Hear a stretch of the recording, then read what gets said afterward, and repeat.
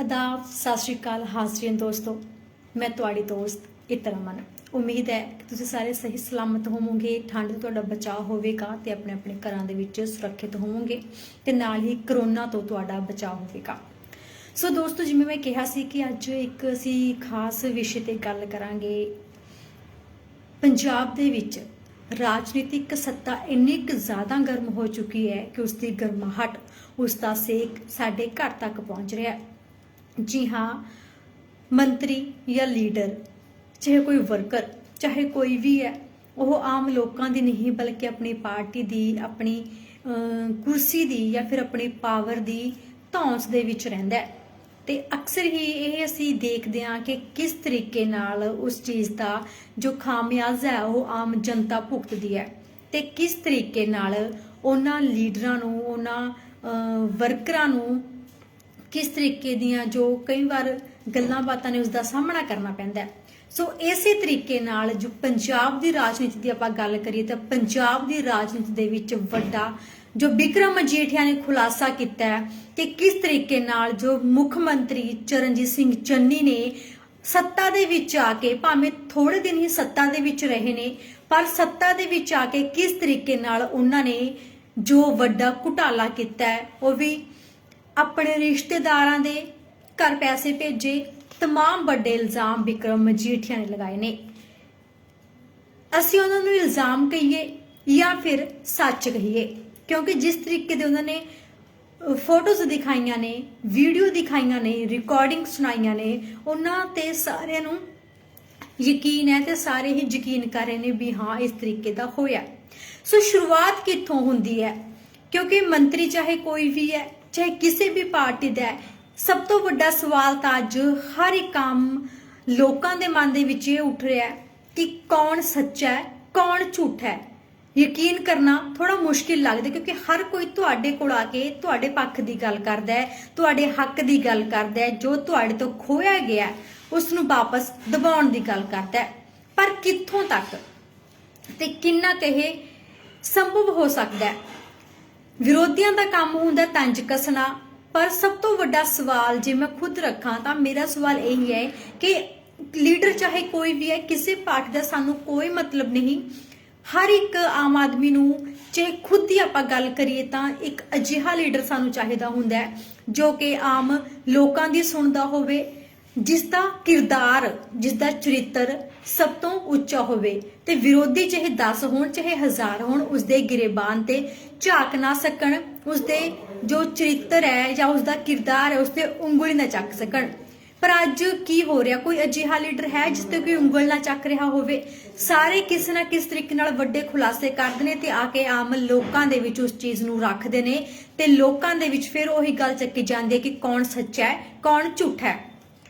बिक्रम मजीठिया ने भावें के वड्डे खुलासे किते ने, पर उस सब दे पिछे ते मामला शुरू कदों हुंदा है? बिक्रम मजीठिया दा जेल जाना, अगाउं जमानत मिलना, कैप्टन दा पहला कार्रवाई ना करना, बिक्रम मजीठिया नूं जमानत मिलण तो बाद बाहर आना अते विरोधियों नूं ललकारना, तमाम घटना देखिए तो आपस दे विच जुड़ियां हुई ने। क्योंकि उसे 5 साल कैप्टन दी सत्ता दे विच, कैप्टन दे राज दे विच चन्नी भी मंत्री सी, ताकि उदों उन्हां नूं पता नहीं सी, कैप्टन ते दबाव नहीं पाया गया, कैप्टन ने कार्रवाई नहीं की ते कैप्टन नूं निकम्मा करार करके उन्होंने सारे ने लांभे कर दिता। पर अज कैप्टन बगावत छेड़ रहा है।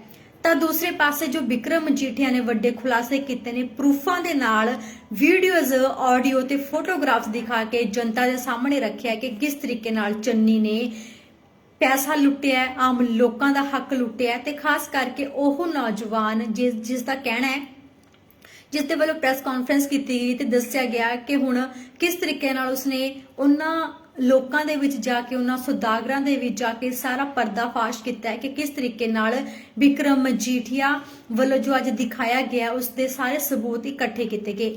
असीं अक्सर देखते हैं कि जदों भी बिक्रम मजीठिया कोई प्रेस कॉन्फ्रेंस करते हैं तो उन्हां वालों विरोधियों खिलाफ सबूत दिखाए जाते हैं कि यही कारण सी कि बिक्रम मजीठिया नूं कांग्रेस या मुख मंत्री चन्नी या नवजोत सिंह सिद्धू जेल दे विच भेजना चाहते सन कि सियासत है इस सब दे पिछे।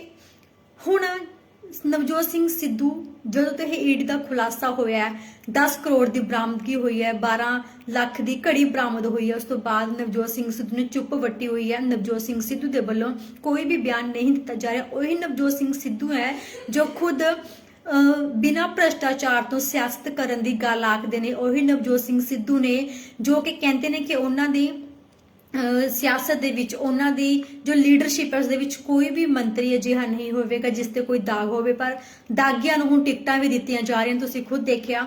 ਸੋ ਹੁਣ ਸਿੱਧੂ ਤੇ ਸਵਾਲ ਉੱਠ ਰਿਹਾ, ਵਿਕਰਮ ਮਜੀਠੀਆ ਨੇ ਖੁਦ ਇਹ ਸਵਾਲ ਚੁੱਕਿਆ ਕਿ ਸਿੱਧੂ ਹੁਣ ਕਿਉਂ ਚੁੱਪ ਹੈ। ਸੋ ਆਮ ਲੋਕ ਵੀ ਸਵਾਲ ਪੁੱਛ ਰਹੇ ਨੇ ਕਿ ਹਮੇਸ਼ਾ ਬੋਲਣ ਵਾਲਾ ਸਿੱਧੂ ਹੁਣ ਚੁੱਪ ਕਿਉਂ ਕਿਉਂਕਿ ਉਸਦੇ ਆਪਣੇ ਤੇ ਇਹ ਗੱਲ ਆਈ ਹੈ ਤਾਂ ਕਰਕੇ ਸਿੱਧੂ ਚੁੱਪ ਹੈ, ਜਾਂ ਫਿਰ ਸਿੱਧੂ ਦੀ ਮਿਲੀ ਭੁਗਤ ਇਸ ਦੇ ਵਿੱਚ ਹੈ।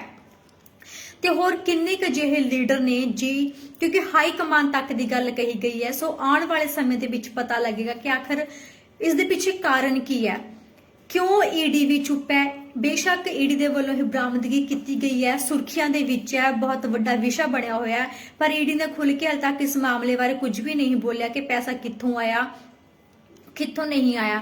ਤਾਂ ਖੁਦ ਹੀ ਮੁੱਖ ਮੰਤਰੀ ਚੰਨੀ ਇਹ ਗੱਲ ਕਹਿੰਦੇ ਨਜ਼ਰ ਆ ਰਹੇ ਨੇ ਕਿ ਰਿਸ਼ਤੇਦਾਰ ਹੈ, ਮੈਨੂੰ ਨਹੀਂ ਪਤਾ, ਜਦੋਂ ਮਿਲਾਂਗਾ ਉਦੋਂ ਗੱਲਬਾਤ ਹੋਵੇਗੀ ਉਦੋਂ ਪਤਾ ਲੱਗੇਗਾ।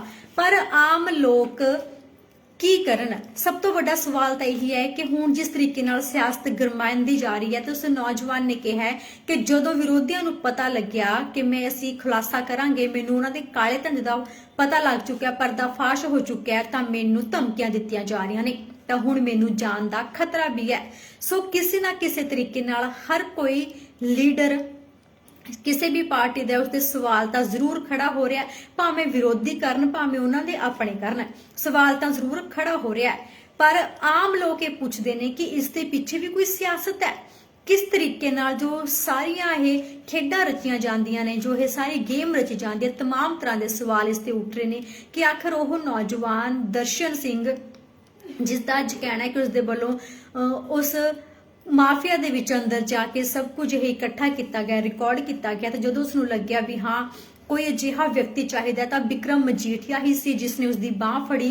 ਤੇ ਵਿਕਰਮ ਮਜੀਠੀਆ ਨੇ ਜੋ ਖੁੱਲੀ ਚੁਣੌਤੀ ਦਿੱਤੀ ਹੈ ਕਿ ਜਿਸ ਕਿਸ ਨੇ ਵੀ ਸੁਖਜਿੰਦਰ ਰੰਧਾਵਾ, ਨਵਜੋਤ ਸਿੰਘ ਸਿੱਧੂ ਤੇ ਹੋਰ ਕਿਸੇ ਦੇ ਖਿਲਾਫ ਕੋਈ ਵੀ ਪਰਦਾਫਾਸ਼ ਕਰਨਾ ਹੈ, ਤੁਹਾਨੂੰ ਉਹਨਾਂ ਦੇ ਕੋਲ, ਤੁਹਾਡੇ ਕੋਲ ਸਬੂਤ ਨੇ ਤਾਂ ਤੁਸੀਂ ਮੇਰੇ ਕੋਲ ਆ ਸਕਦੇ ਹੋ, ਤੁਸੀਂ ਮੇਰੇ ਕੋਲ ਬਿਲਕੁਲ ਸੁਰੱਖਿਅਤ ਹੋ, ਤਾਂ ਆਪਾਂ ਉਹਨਾਂ ਦਾ ਪਰਦਾਫਾਸ਼ ਕਰਾਂਗੇ।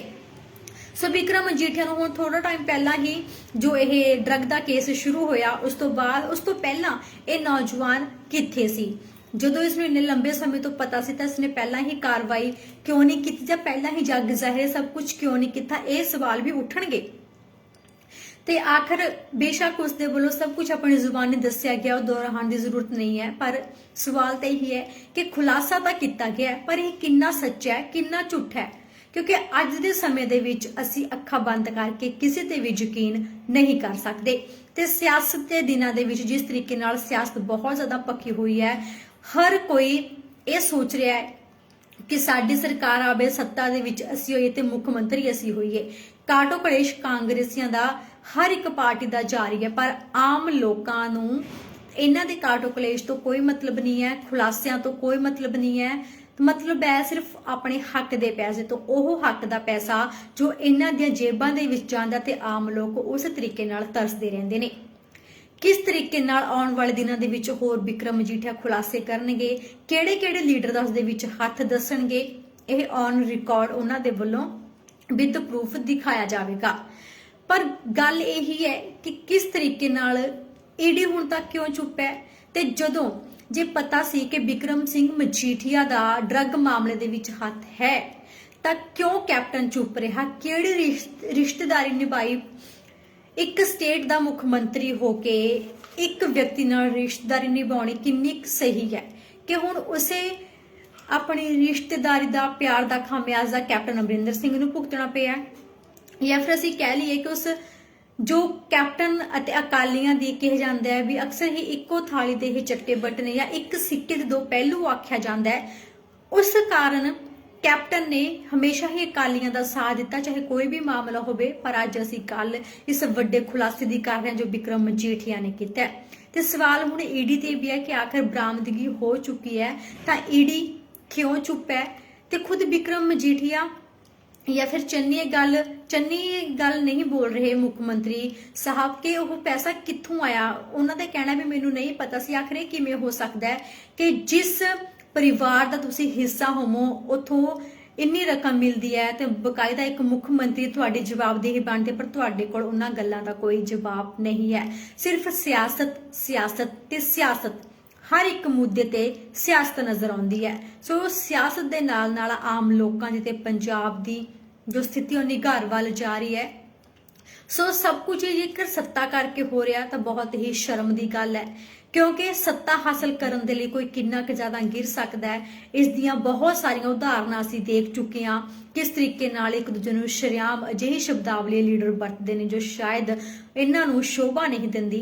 पर गल यही है कि हुण किस तरीके नाल जो अगली कार्रवाई ईडी करेगी, इस मामले दे विच होर किहड़े नवे खुलासे होणगे, किहड़े नवे सबूत होणगे ते किहड़े हुण जो लीडर ने जिन्हां दे इस दे विच हत्थ सी ओह सामणे आउणगे। कि सियासत के कारण ईडी की जांच ते कोई असर पवेगा कि इन्हां सियासी लीडरां दे रुतबे दा, इन्हां दे अहुदे दा, शौहरत दा, दौलत दा जो असर है वह ईडी की इस जांच के उत्ते पवेगा कि हनी किस तरीके नाल बचता रहेगा। हनी की हाल तक कोई भी स्टेटमेंट इस दे विच नहीं है, जबकि जवाबदेही देनी बनती सी, पर हुण तक हनी दे वल्लों कोई भी गल स्पष्ट नहीं की गई है कि पैसा कित्थों आया सी, किसका पैसा सी। जबकि शरेआम विरोधियों ने तां रेत माफिया की जो एक टैग है वह दे दिता है कि रेत माफिया दे सारा पैसा सी, जिस दे कारण 500 तो 1000 रुपए करोड़ां दा जो है वह घुटाला होया है इस रेत माफिया दे विच, खास करके चमकौर साहब हलका जो खुद मुख मंत्री चन्नी दा है। ते इसे करके उन्होंने ये माइनिंग विभाग अपने हथ दे विच लिया सी तां जो ये सारे काम नूं अंजाम दे सकण, क्योंकि इस दे रिश्तेदार तो पहला ही चाल काम कर रहे सन, पर हुण इस वीडियो ने खुलासा किया है जो कि काफ़ी चौंकाण वाला है। पर हुण सवाल आम लोगों ते कि किस तरीके नाल सारे घटनाक्रम नूं देखणगे, किस ते यकीन करनगे, किस ते अपनी जो 5 साल है किस नूं देणगे, क्योंकि गल सिर्फ 5 साल की नहीं है, गल आउण वालियां साडियां पीढ़ियां दी है, वह 5 सालां दी है जो पहलां ही साडे बर्बाद हो चुके हैं ते साडा पंजाब निघार दे वल जा रहा है। ये लीडर अपने जेबां भरी जाते हैं पर आम लोगों को कुछ भी नहीं मिलता। आम लोग उस तरीके नाल तरसते हैं, गरीबी दे विच ना सिक्ख्या मिलती है, ना सेहत सहूलतां मिलदियां ने ते ना ही रोजगार मिलता है। सो हुण सियासत की जंग तो उठ के सानू सियासी पार्टियां दे जो पहला ही एक मानसिकता बनाई हुई है भी इसे पार्टी नूं वोट देनी है, उस सारे मानसिकता दे विचों बाहर आके ये देखना होगा कि आखिर किहड़ा वो लीडर है जो सही किरदार दा व्यक्ति है, जो सचमुच ईमानदार है, जिस दे उत्ते कोई भी दाग ना होवे। सो उम्मीद है कि तुसी जरूर इस गल दी घोख करोगे तो उस तो बाद ही अपना कीमती वोट उस लीडर नूं दोगे, उस उम्मीदवार नूं दोगे जिस ते तुहानूं यकीन होवेगा ते तुसी अपना हिसाब किताब उस नाल बराबर कर सको। ते नाल ही जेकर तुहानूं वीडियो वधिया लगी है, जानकारी वधिया लगी है तो लाइक करो, शेयर करो, अते तुसी किस तरीके की जानकारी चाहते हो तो तुसी कमेंट दे विच करके जरूर दस सकते हो। सो अज दे लई इन्ना ही, फिर हासिल होवांगी एक होर खास जानकारी दे नाल, क्योंकि तमाम तरह दीयां गल्लां हुंदियां ने पर एक टाइम असी एक ही चीज़ ते जे फोकस करें तो ज़्यादा वधिया हुंदा है। सो इस पेज के उत्ते जिंदगी के बारे में बहुत कुछ मैं वीडियोस पाइया हुई ने। जेकर कोई जिंदगी तो निराश है, किसी का काम नहीं बन रहा, किसी को कोई तकलीफ है या बहुत सारी टेंशन है, निराश हो चुके हैं, जिंदगी तो अक चुके हैं, थक चुके हैं, तो हर एक तरह की जानकारी इस पेज पर मिलेगी ते नाल ही ताज़ा अपडेट भी सियासत नाल जुड़ी हुई तुहानूं मिलेगी। बहुत बहुत धन्यवाद, बहुत बहुत धन्यवाद।